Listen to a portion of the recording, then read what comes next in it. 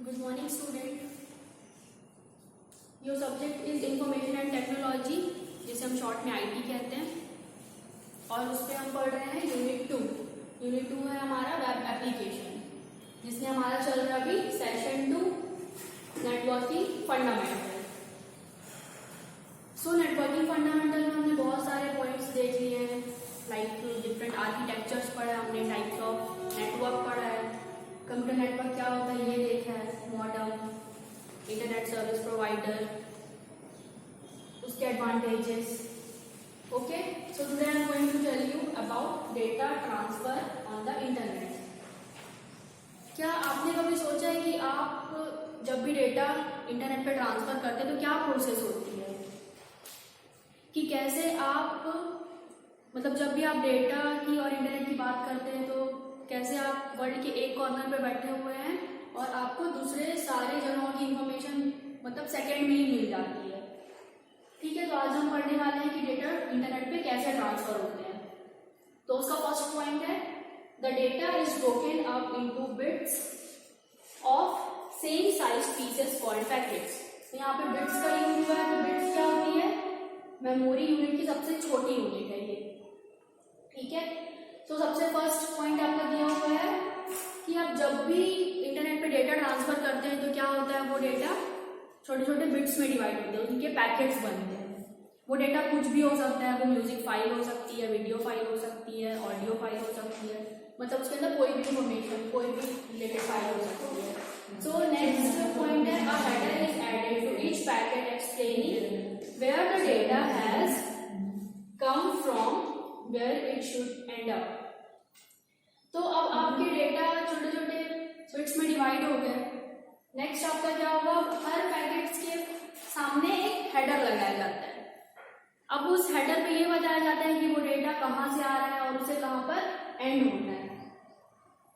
आप इसे ऐसे भी समझ सकते हैं कि सपोज आपके पास कोई लेटर आता है तो उस लेटर के फ्रंट में पूरी डिटेल दी हुई होती है हमें कि वो लेटर कहाँ पे आ रहा है और उसे किसको लाना है, डेस्टिनेशन, या फिर उसके फ्रंट में कोई डिटेल लगी होती है. तो वैसे ही इसमें भी सेम यही प्रोसेस होती है. सबसे पहले आपका जो डेटा होता है वो छोटे छोटे पैकेट्स में डिवाइड होता है, फिर हर पैकेट्स के सामने एक हेडर लगाया जाता है और उस हेडर पे ये इन्फॉर्मेशन दी गई होती है कि वो पैकेट जो है वो कहाँ से आ रहा है और उसे किसके फ्रंट पे लगना है या किस पैकेट के बाद में उसे लगना है.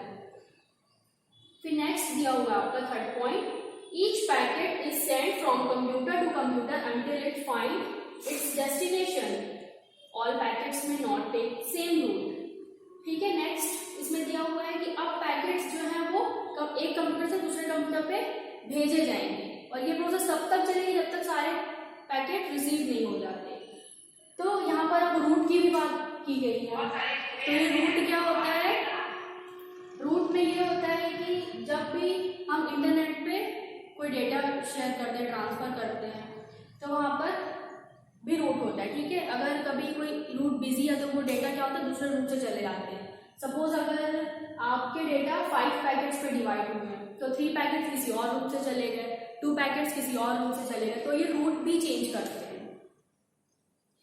भले लेकिन ये कितने भी रूट चेंज कर ले, पहुंचना इन्हें सेम डेस्टिनेशन पर. ये इन्हें पता है कि इनको किस कंप्यूटर पे जाना है, इनको खुद का एड्रेस पता है, तो ये उस डेस्टिनेशन पर पहुंचकर डाउनलोड होना स्टार्ट हो जाते हैं और ये तब तक डाउनलोड होते हैं जब तक कि सारे पैकेट्स रिसीव ना हो जाए.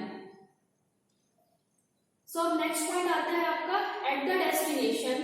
अब डेस्टिनेशन में पहुंचने के बाद द पैकेट्स आर एग्जामिन्ड. जब वो डेस्टिनेशन पर पहुंच जाते हैं तो वो पैकेट्स को चेक किया जाता है कि कहीं कोई पैकेट मिस तो नहीं हो गया, कहीं कोई पैकेट डैमेज तो नहीं हो गया. अगर ऐसा होता है, इनकेस अगर ऐसा होता है तो डेस्टिनेशन रिसीवर को क्या कहता है, फिर से रिक्वेस्ट करता है वापस से उस पैकेट को रीसेंड करने की. तो ये प्रोसेस चलती रहती है जब तक कि आपका सारा पैकेट रिसीव नहीं हो जाता. अब जो आपका फर्स्ट पॉइंट और फिफ्थ पॉइंट है, यहाँ पे कंसेप्ट और है, वो ये है कि जो आपके डेटा छोटे छोटे पैकेट्स पे डिवाइड होते हैं तो उसे हम इंक्रिप्शन कहते हैं. इंक्रिप्शन मीन्स सिक्योरिटी पर्पस के लिए. ठीक है, वहां पर क्या होता है, आपके डेटा की फॉर्मेट चेंज हो जाती है. अगर वो MP4 में है तो किसी और फॉर्मेट में हो जाएगा, अगर वो JPG है तो वो किसी और फॉर्मेट में हो जाएगा. तो तो ये इंक्रिप्शन पे आता है, ठीक है। तो जब अगर डेटा आपका डेस्टिनेशन पर पहुंच जाता है तो उसे हम क्या कहते हैं, डिक्रिप्शन। तो यहाँ पे 2 प्रोसेस है, एक फर्स्ट है इंक्रिप्शन और डिक्रिप्शन। डेटा इंक्रिप्ट होते हैं, पैकेट्स में डिवाइड होते हैं, हर पैकेट के सामने क्या लगाया जाता है, एक हेडर लगाया जाता है, फिर वो डेस्टिनेशन पर पहुंचते हैं। उसके बाद क्या होता है, डेटा को चेक किया जाता है, अगर कोई डेटा डैमेज है, मिस है, तो वापस से रिक्वेस्ट की जाती है उस डेटा को रीसेट करने के लिए। ओके। और सबसे इम्पोर्टेंट बात यह होती है कि अगर आपको इंटरनेट कनेक्ट करना है तो आपको एक एक्टिव इंटरनेट कनेक्शन की जरूरत होती है।